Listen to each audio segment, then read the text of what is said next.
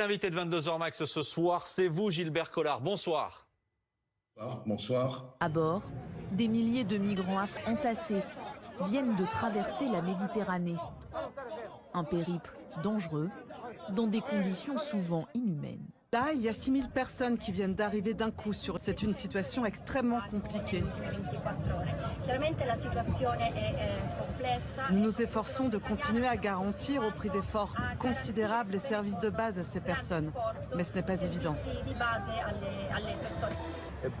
Depuis cet été, les arrivées de migrants ont fortement augmenté.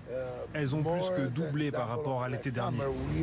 Il faut bien se rendre compte que ce sont essentiellement les passeurs qui décident de qui part, à quel moment et dans quelles conditions. J'imagine très facilement qu'ils aient profité de la situation de chaos humanitaire en Libye. Un signal effrayant qui vient de nous être donné, où on l'entend, où on ne l'entend pas, où on le perçoit, où on ne le perçoit pas. C'est forcément organisé. Derrière, et il faut avoir le courage de le dire, il y a une organisation, une exploitation, une coordination.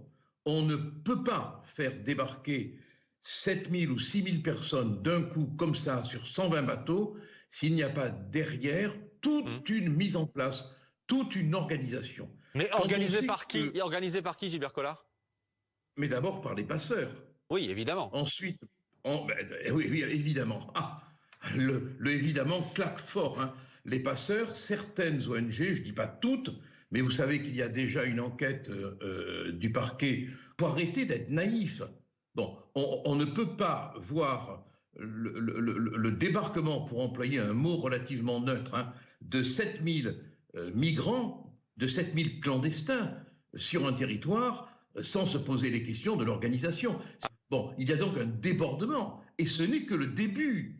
Alors, il y a une volonté délibérée d'utiliser l'immigration clandestine afin d'exploiter les normes humanitaires. Mais par qui? Par qui? Ce sera ma dernière question pour l'instant, Gilbert Collard. Par qui?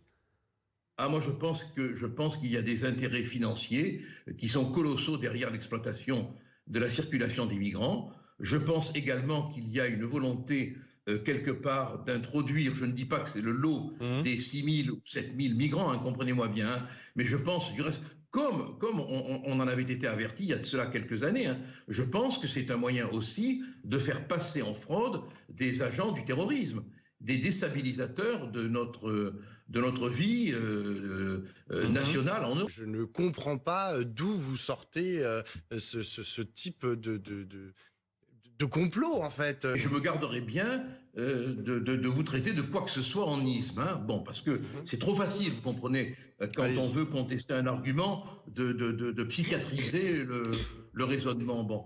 La misère, la guerre, ce genre de phénomène absolument terrible peut pousser et pousse l'essentiel de ces gens.